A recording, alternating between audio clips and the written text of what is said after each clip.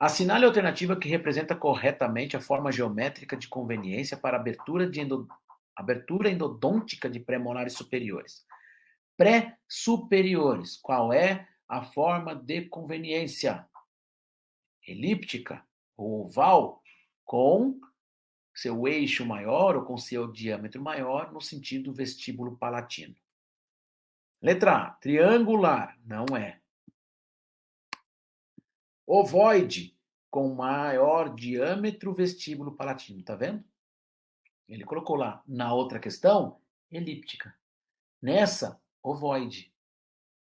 O premolar tem essa a diferenciação, né? Tem essas duas nomenclaturas. Com diâmetro maior, vestíbulo palatino. Vamos ler as outras. Trapezoidal, molar inferior. Perinvertida, nenhum, né? Porque em formato de pera poderia ser o canino. Trapezoidal, molar inferior. Legal? Então, alternativa correta, alternativa B.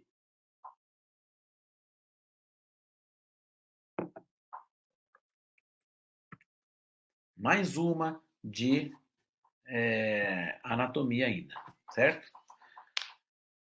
Deixa eu ver. É isso mesmo. Nossa, olha o tamanho do texto que eles colocam para depois ele falar qual é a forma de conveniência do dente 16. Essa era a pergunta que ele queria. Mas ele vai lá e faz todo um texto. Vou ler o texto. Uma paciente de 30 anos de idade, sexo feminino, procurou uma unidade básica de saúde relatando dor espontânea intensa relacionada ao elemento dentário dente 16, o qual apresentou resposta negativa ao teste térmico de vitalidade. Na radiografia periapical, observou-se que o referido elemento dental apresentava restauração muito próxima à câmara pulpar e uma imagem radiolúcida associada ao periápice da raiz mesio-vestibular.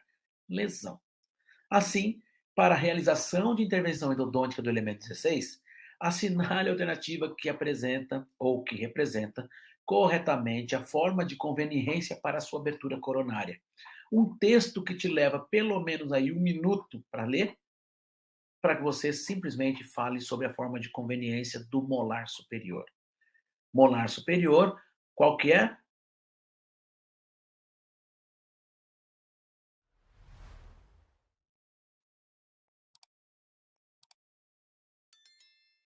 E aí? Agora eu pego vocês na curva. Lembra que eu falei para vocês da mais correta? Professor, eu aprendi que é triangular com base voltada para vestibular. Tem triangular com base voltada para vestibular ali? Não. Eles consideraram a forma de conveniência, gente, ela se remete a uma forma geométrica. Não significa que o dente precisa ter uma forma geométrica definida. Lembra uma forma geométrica. Um trapézio, para mim, não é um triângulo. Legal? Ele coloca aqui como trapezoidal. Para mim, equivocadamente. Legal? A forma de contorno de um 16 é triangular com a base voltada para vestibular. Mas, em algumas literaturas, uma literatura muito específica, deve ter ali considerado a forma trapezoidal, com base maior voltada para vestibular e uma base menor voltada para a palatina. Se você pensar no bom senso, pode ser considerado, sim. Ninguém vai falar assim, não, não é um trapézio. Pô, é um triângulo? É um trapézio? Geometricamente se assemelha a uma dessas figuras. O importante que ele colocou é que a base maior é lá em cima, na vestibular, e a menor provavelmente no lado oposto, que é o palatino. Então, vamos por eliminação. Eliminação circular, o molar não é. Forma de lança, canino. Quadrangular, não é. Quadrangular poderia ser também o molar inferior.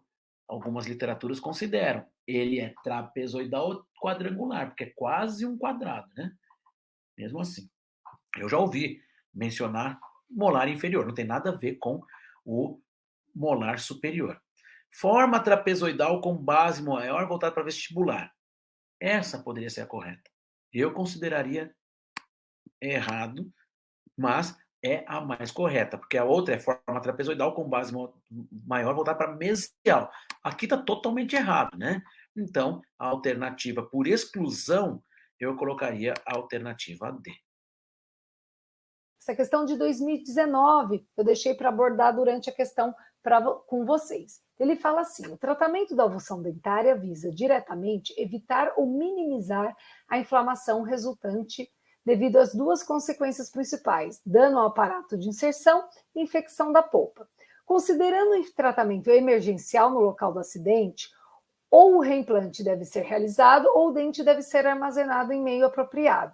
Em ordem de preferência, os meios de armazenamento sugeridos para manter a viabilidade das fibras do ligamento periodontal são. Essa é uma questão que também gera muita dúvida, cai também super na prova da VUNESP, tá? Que é onde armazenar o elemento avulsionado ou também o fragmento dentário, no caso de fragmentos, onde a gente deve armazenar. No IADT 2020, né, porque ou você reimplanta o dente na hora ou você armazena. No IADT 2020, o primeiro, né, por ordem, né, de meio adequado, o primeiro meio é o leite, tá? É o leite. Então, esse seria o primeiro, o leite, tá?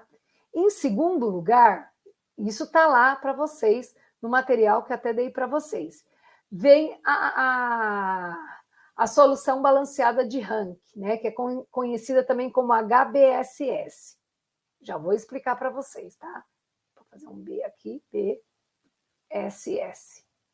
Tá? Ai, que letra horrorosa, mas vocês estão entendendo, né? A 3 é a saliva.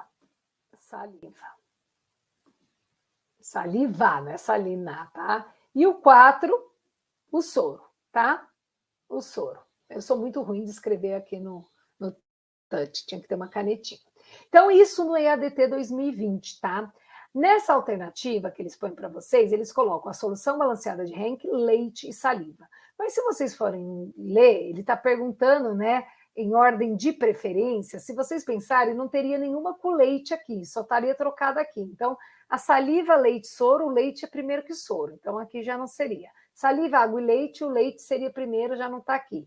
Soro já é a última. Solução balanceada de Henck, saliva e leite, o leite vem antes da saliva. Só ia sobrar aí. Então, vocês conseguiriam responder essa questão.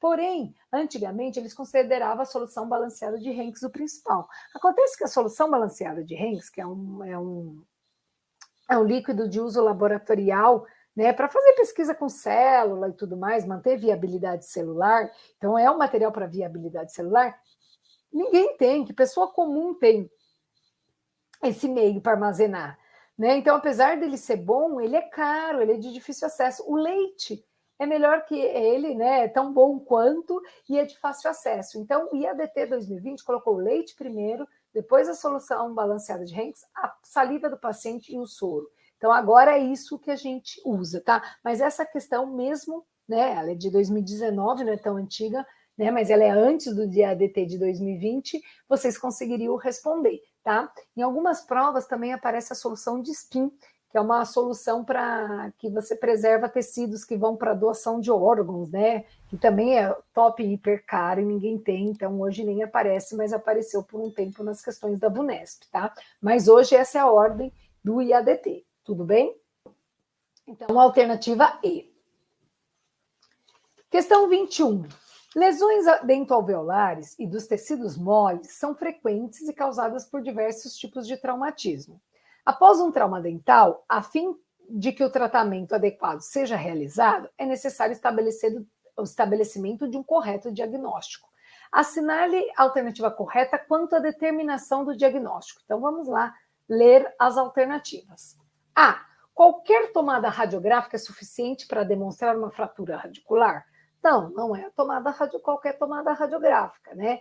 Em adultos, uma periapical, na criança, uma oclusal modificada, algumas radiografias a gente tem que fazer localização, então não é qualquer. Você não pode usar, por exemplo, uma bite wing, né? Uma interproximal para fratura radicular. Então, é qualquer radiografia? Não, tem as indicações, tá? Geralmente uma periapical em dente permanente, uma oclusal modificada em dentes descidos. Então, a A já está errada.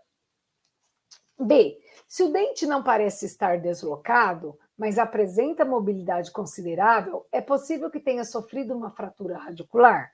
Sim, se o dente não se deslocou, mas tem uma grande mobilidade, né? Porque se for pequena, a gente considera a subluxação, né? Que a subluxação você pode ter uma pequena mobilidade. Agora, uma mobilidade grande, mas o dente não deslocou, ele pode estar com fratura radicular? Claro que pode, aí você radiografa. Então, a B, certíssima.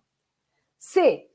A presença de fraturas dos maxilares ou do processo alveolar deve ser verificada apenas por meio de exame radiográfico? Não, por exame clínico também, né? Você não vai ver só por radiografia. É claro que quando você tem o casamento da radiografia com o clínico, a gente faz um melhor diagnóstico, mas apenas por meio radiográfico não, tem que avaliar clinicamente. Você pode ver degrau, né? Então, degrau na oclusão significa que fraturou, né, mandíbula, maxila, processo alveolar, os dentes vêm em blocos, então essa está errada. Então aqui é o qualquer que está errado, ali é o apenas.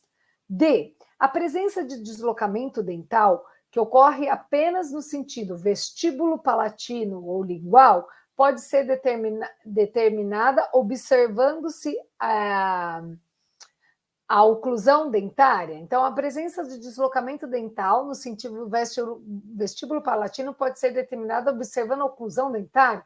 Não, né?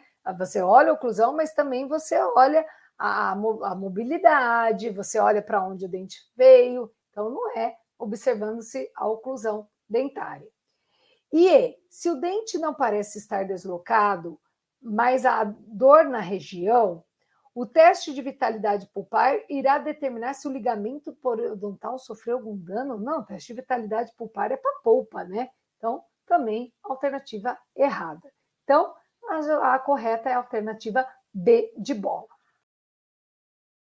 A exodontia é um procedimento cirúrgico oral menor, mais corriqueiro na prática de odontologia. Assinale a alternativa correta em relação às suas indicações e contraindicações. Planejamento técnico e instrumental utilizado. A. A exodontia está indicada para dentes desvitalizados com focos infecciosos periapicais quando houver possibilidade de tratamento endodôntico isolado ou associado a uma cirurgia periapical. Mas se há possibilidade de tratamento endodôntico, por que eu vou indicar extração dentária?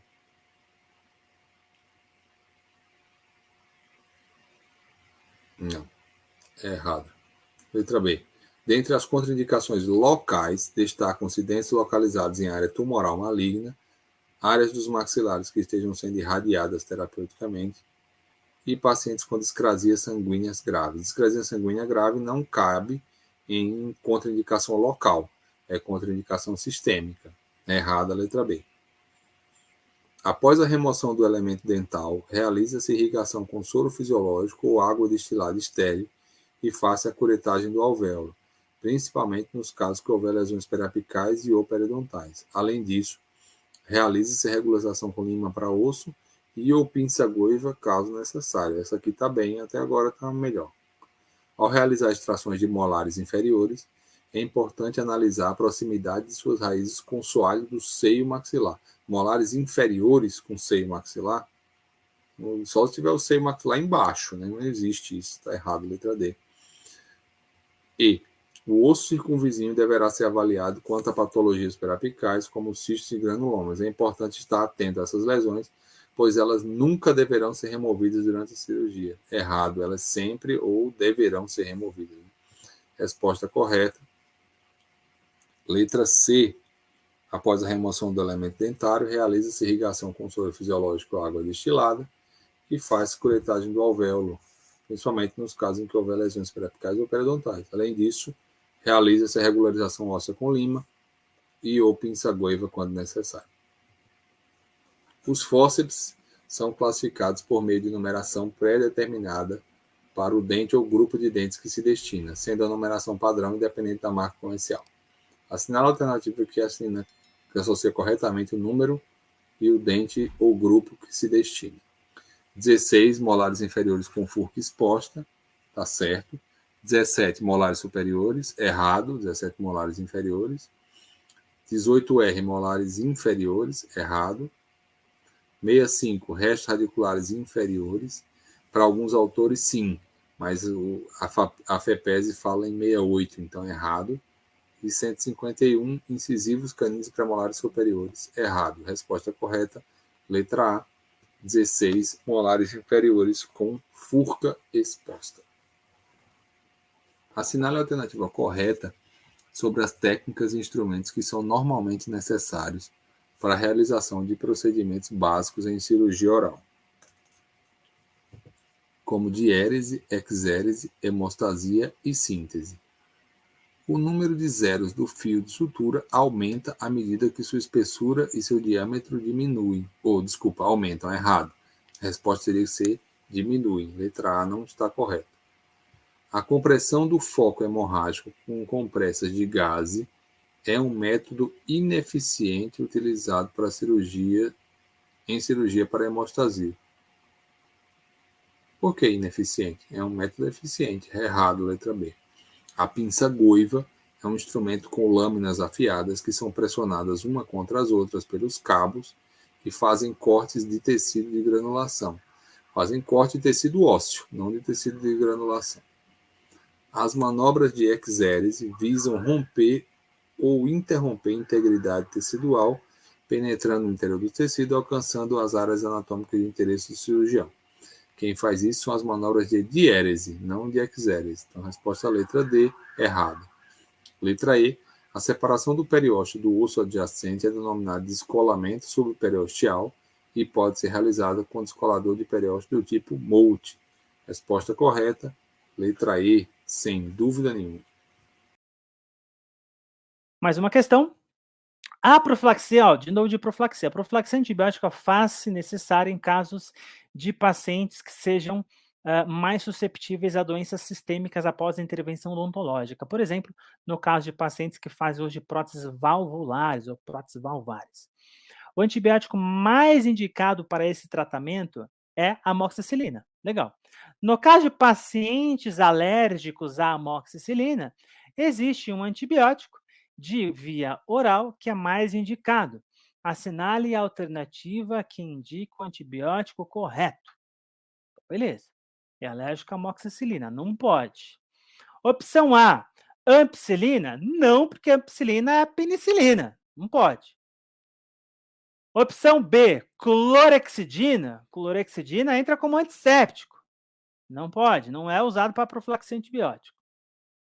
Inclusive, é importante até para, no sentido de evitar, reduzir a população de bactérias na cavidade bucal, isso aí. Isso é claro que é importante, né? Mas não está lá na ARRA as orientações. Opção C, eritromicina. Opa, a eritromicina é um antibiótico da classe dos macrolídeos. Penicilina? Não, porque o paciente é alérgico. Gentamicina? Não, gentamicina nem é antibiótico usado em odontologia, tá? Gentamicina é um aminoglicosídeo, né? Nem é usado em odontologia. Agora, peraí, professor. Não tem nenhuma alternativa aqui. Porque ampicilina não é. Clorexidina não é. Penicilina não é. Eritromicina não tá lá. Gentamicina também não é. O gabarito dessa questão é a opção C, a eritromicina. Mas isso aqui caberia ali uma reclamaçãozinha, no mínimo. Por quê? Porque a eritromicina, ela não tá aqui, ó. Deixa eu mostrar para vocês, ó. Ó, a eritromicina, ela não tá aqui. Nem na de 2007, nem na de 2021. Mas o que a gente subentende? Que a eritromicina, ela faz parte dos macrolídeos. A eritromicina é um macrolídeo, assim como a claritromicina, né? Mas mesmo assim, né? Apesar de ser a alternativa aqui, o gabarito ser a eritromicina, tem aí uma crítica nessa questão, né? Mas enfim, como não teria outra alternativa, as outras com certeza não são, então por eliminação acaba sendo a eritromicina, mas fica essa crítica aí em relação a essa questão, tá?